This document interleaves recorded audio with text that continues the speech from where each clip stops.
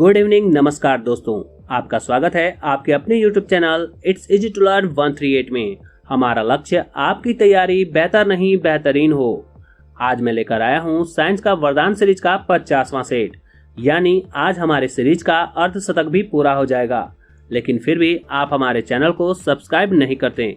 दोस्तों, आपसे रिक्वेस्ट है कि वीडियो को पूरा देखें, पसंद आए तो लाइक और शेयर करें। साथ ही अपने सिलेक्शन के लिए हमारे channel it's easy to learn 138 को सब्सक्राइब भी करें, ताकि मुझे ऐसे ही बेहतरीन वीडियो बनाने के लिए मोटिवेशन मिलती रहे।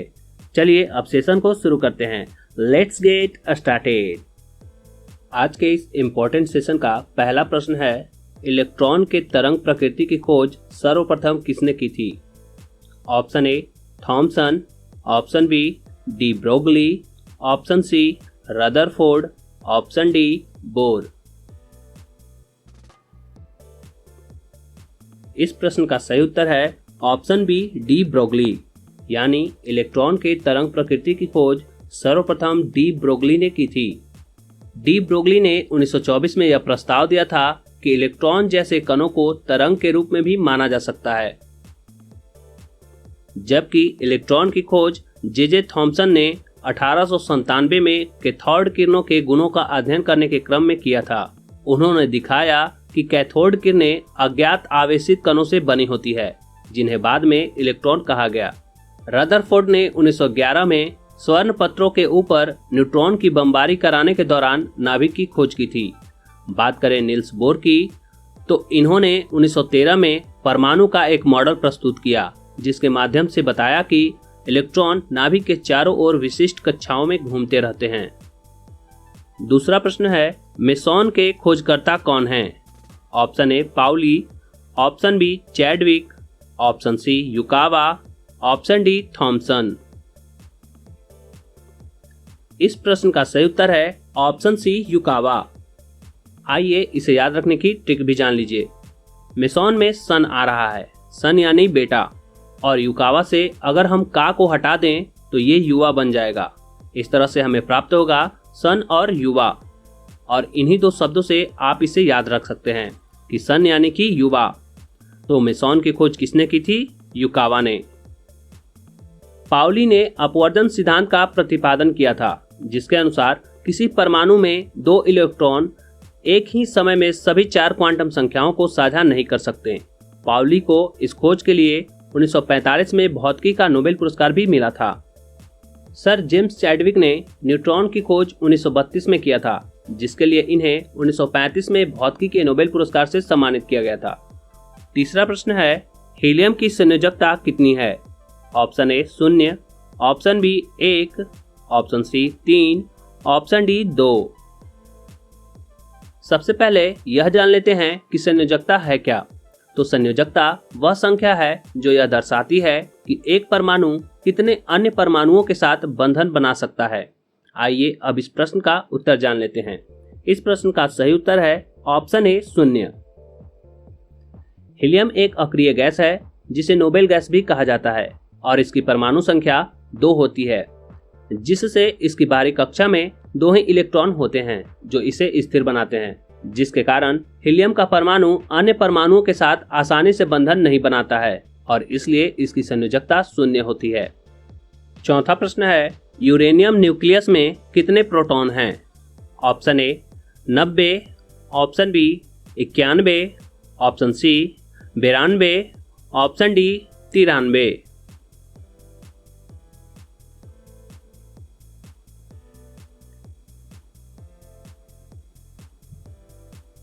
इस प्रश्न का सही उत्तर है ऑप्शन सी 92, यानी यूरेनियम के न्यूक्लियस में 92 प्रोटॉन होते हैं। इस प्रश्न से हमें यह जानकारी भी मिलती है कि प्रोटॉन परमाणु के न्यूक्लियस यानी नाभिक में स्थित होते हैं, और नाभिक में सिर्फ प्रोटॉन ही नहीं बल्कि न्यूट्रॉन भी होते हैं, जबकि इलेक्ट्रॉन नाभिक के चारों ओर स्थित बाहरी कक्षाओं में चक्कर लगाते रहते हैं। यूरेनियम का परमाणु संख्या 92 और परमाणु भार 235 होता है, अर्थात इसके न्यूक्लियस में प्रोटॉनों की संख्या भी 92 होगी, क्योंकि हम सभी जानते हैं कि परमाणु संख्या प्रोटॉनों की संख्या के बराबर होती है, जबकि परमाणु भार प्रोटॉनों और न्यूट्रॉनों की संख्या के योग के बराबर होती है। इस तरह से यूरेनियम के न्यूक्लियस में न्यूट्रॉनों की संख्या 235 माइनस 92 यानी कि 92। इस तरह से न्यूट्रॉनों की संख्या होगी 143। पांचवा प्रश्न है, एक परमाणु की प्रभावी त्रिज्या कितनी होती है? ऑप्शन ए 10 के पावर -6 मीटर, ऑप्शन बी 10 के पावर -14 मीटर, ऑप्शन सी 10 के पावर -10 मीटर, ऑप्शन डी 10 के पावर -15 मीटर। इस प्रश्न का सही उत्तर है ऑप्शन सी 10 के पावर -10 मीटर और इस मान को ही 1 एंगस्ट्रॉम कहा जाता है जो 100 पिकोमीटर के बराबर है। परमाणु के नाभिक की त्रिज्या 10 के पावर -15 मीटर होती है जिसे 1 फर्मी कहा जाता है। इस तरह से नाभिक की त्रिज्या परमाणु की त्रिज्या की तुलना में लगभग 10,000 गुना छोटी होती है। वहीं ऑप्शन ए में दिए गए 10 के पावर -6 मीटर को 1 माइक्रोन कहा जाता है। दोस्तों, क्या अभी तक आपको ये नहीं लग रहा कि इस सेशन को लाइक और चैनल को सब्सक्राइब कर लेना चाहिए? क्या ये सभी प्रश्न और मेरे द्वारा किया जा रहा उसके विकल्पों का विश्लेषण आपको महत्वपूर्ण नहीं लग रहा? मुझे पता है आपको ये सेशन बहुत इंपॉर्टेंट लग रहा है और आपको आगे देखने की भी काफी उत्सुकता है, तो मेरी मेहनत के लिए प्लीज सेशन को लाइक कर दें। छठा प्रश्न है, विखंडन की क्रिया सामान्यतः किसमें होती है? ऑप्शन ए नाभिकीय संयंत्र में, ऑप्शन बी रासायनिक अभिक्रिया में, ऑप्शन सी हाइड्रोजन बम में, ऑप्शन डी सूर्य में। इस प्रश्न का सही उत्तर है ऑप्शन ए नाभिकीय संयंत्र में।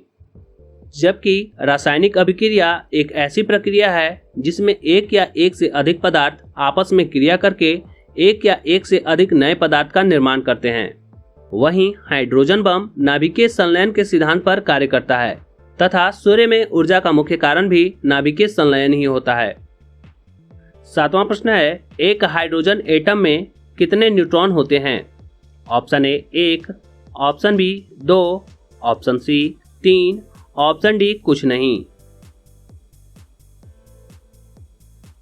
इस प्रश्न का सही उत्तर है ऑप्शन डी कुछ नहीं, यानी एक हाइड्रोजन परमाणु में न्यूट्रॉनों की संख्या 0 होती है क्योंकि हाइड्रोजन परमाणु का नाभिक केवल एक प्रोटॉन से बना होता है।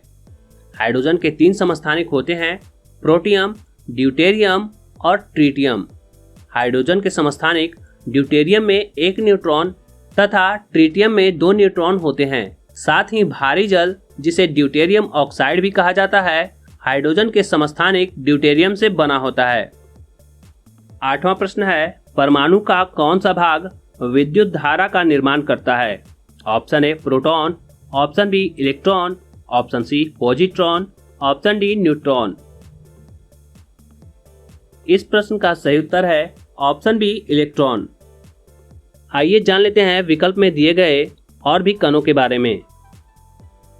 प्रोटॉन की खोज अर्नेस्ट रदरफोर्ड ने 1917 में की थी, जो एक धन आवेशित कण होता है, जबकि पॉजिट्रॉन की खोज कार्ल एंडरसन ने 1932 में की थी।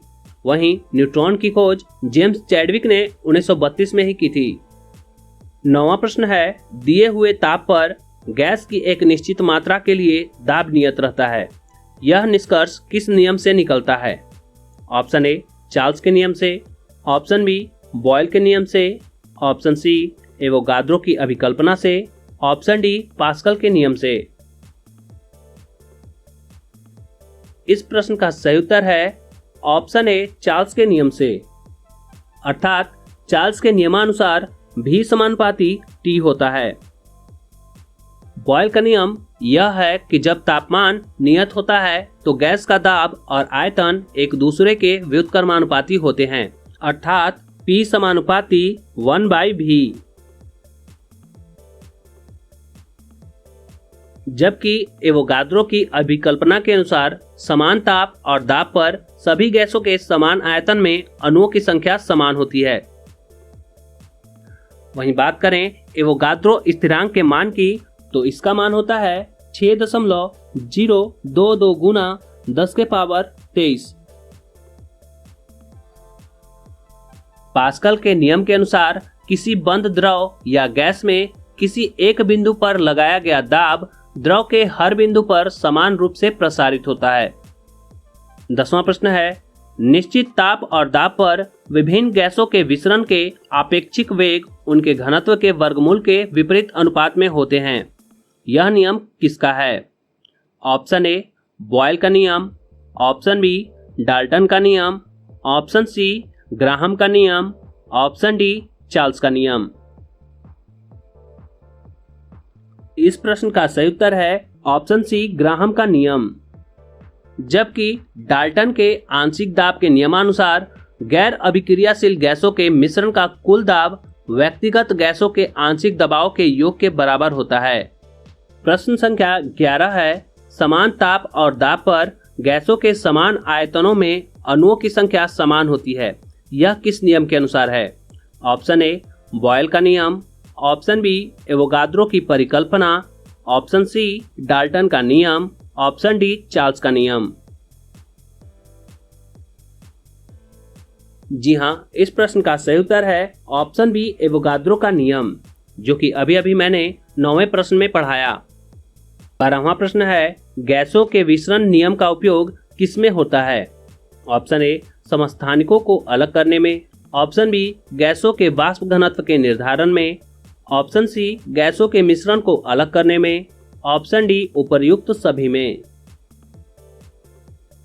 इस प्रश्न का सही उत्तर है ऑप्शन डी उपर्युक्त सभी में। प्रश्न संख्या 13 है, किसी गैस का अनुभार उसके वाष्प घनत्व का कितना गुना होता है? ऑप्शन ए 4 गुना, ऑप्शन बी आधा गुना, ऑप्शन सी 2 गुना, ऑप्शन डी 3 गुना। इस प्रश्न का सही उत्तर है ऑप्शन सी 2 गुना।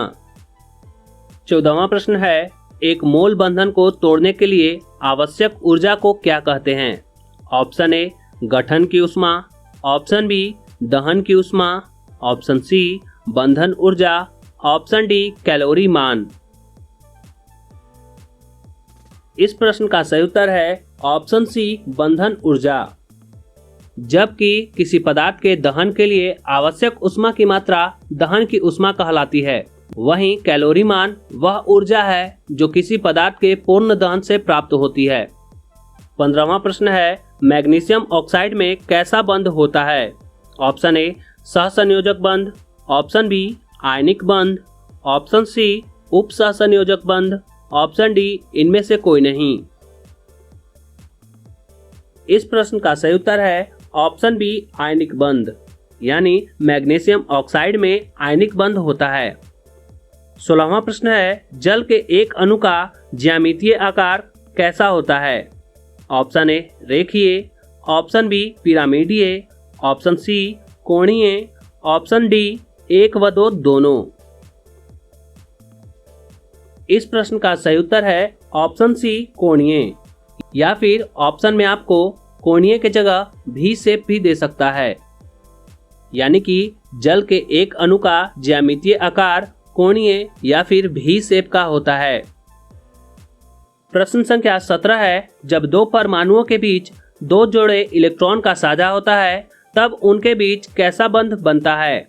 ऑप्शन ए एकल सहसंयोजक बंध, ऑप्शन बी आयनिक बंध, ऑप्शन सी द्विक सहसंयोजक बंध, ऑप्शन डी त्रिक सहसंयोजक बंध। इस प्रश्न का सही उत्तर है ऑप्शन सी द्विक सहसंयोजक बंध। दोस्तों, ये सभी प्रश्न आपके परीक्षा के लेवल के हैं, तो प्लीज वीडियो को लाइक जरूर करें ताकि मुझे ऐसे ही वीडियो और बनाने का मोटिवेशन मिलता रहे। 18वां प्रश्न है, वह यौगिक जिसमें आयनिक तथा सहसंयोजक बंध दोनों उपस्थित होते हैं कौन है? ऑप्शन ए CH4 यानी कि मीथेन, ऑप्शन बी H2 यानी कि हाइड्रोजन, ऑप्शन सी KCN यानी कि potassium cyanide, option D KCl यानी कि पोटेशियम क्लोराइड। इस प्रश्न का सही उत्तर है ऑप्शन सी KCN यानी कि पोटेशियम साइनाइड। इसका अर्थ यह हुआ कि पोटेशियम साइनाइड में आयनिक तथा सहसंयोजक दोनों बंध उपस्थित होते हैं। 19वां प्रश्न है, ऑक्सीकारक वैसे पदार्थ हैं जिनमें ऑप्शन ए इलेक्ट्रॉन त्यागने की प्रवृत्ति होती है, ऑप्शन बी इलेक्ट्रॉन ग्रहण करने की प्रवृत्ति होती है। ऑप्शन सी न तो इलेक्ट्रॉन त्याग करने और न ही ग्रहण करने की प्रवृत्ति होती है। ऑप्शन डी उपर्युक्त में से कोई भी सही नहीं है। इस प्रश्न का सही उत्तर है ऑप्शन ए, इलेक्ट्रॉन त्यागने की प्रवृत्ति होती है, जबकि इलेक्ट्रॉन ग्रहण करने की प्रवृत्ति अवकारक में होती है। 20वां प्रश्न है, सोडियम धातु व क्लोरीन गैस के बीच अभिक्रिया के फलस्वरूप क्या बनेगा? Option A, sodium carbonate. Option B, sodium bicarbonate. Option C, sodium chloride. Option D, इनमें से कोई नहीं। इस प्रश्न का सही उत्तर है ऑप्शन सी, सोडियम क्लोराइड, जिसका रासायनिक सूत्र है NaCl और इसे हम लोग साधारण नमक के नाम से भी जानते हैं। सोडियम कार्बोनेट, जिसे वॉशिंग सोडा या फिर धोने वाला सोडा या सोडा ऐश भी कहते हैं, इसका रासायनिक सूत्र है Na2CO3। वहीं सोडियम बाइकार्बोनेट यानी कि बेकिंग सोडा का रासायनिक सूत्र है Na2।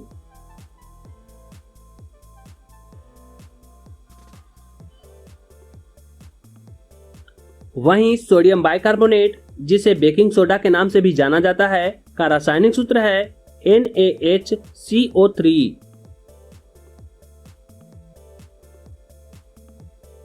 अब बढ़ते हैं आज के सेशन के अगले प्रश्न की ओर।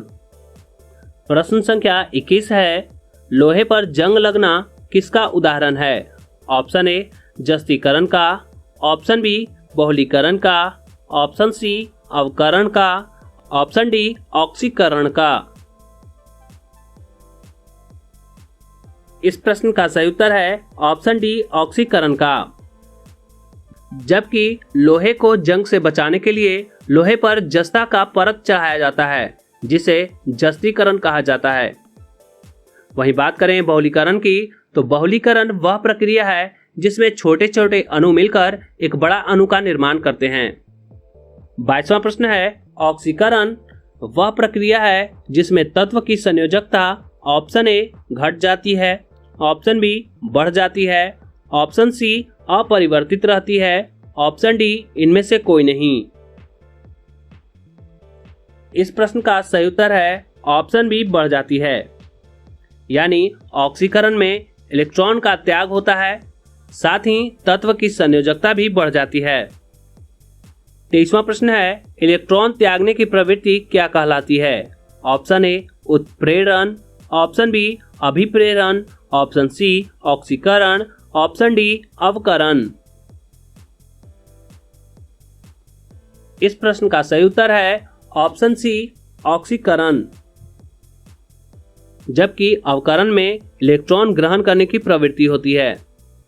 24वां प्रश्न है, विद्युत धनात्मक तत्वों में संयोग करने की क्रिया को क्या कहा जाता है?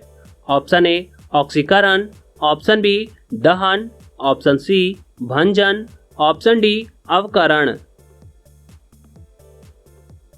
इस प्रश्न का सही उत्तर है ऑप्शन डी अवकरण।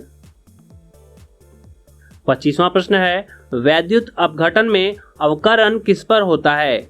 ऑप्शन ए एनोड पर, ऑप्शन बी कैथोड पर, ऑप्शन सी कैथोड व एनोड दोनों पर, ऑप्शन डी किसी पर नहीं। इस प्रश्न का सही उत्तर है ऑप्शन बी कैथोड पर, जबकि एनोड पर ऑक्सीकरण की क्रिया होती है। 26वां प्रश्न है, अम्ल का पीएच मान कितना होता है? ऑप्शन ए 7 से कम, ऑप्शन बी 7 से अधिक, ऑप्शन सी 7 के बराबर, ऑप्शन डी 10 से अधिक। इस प्रश्न का सही उत्तर है ऑप्शन ए 7 से कम, यानी अम्ल का पीएच मान 7 से कम होता है, जबकि क्षार का पीएच मान 7 से अधिक होता है। वहीं उदासीन विलयनों का पीएच मान 7 के बराबर होता है। 27वां प्रश्न है, सबसे दुर्लभ अम्ल कौन है? Option A HF, option B HCl, option C HBr, option D HI।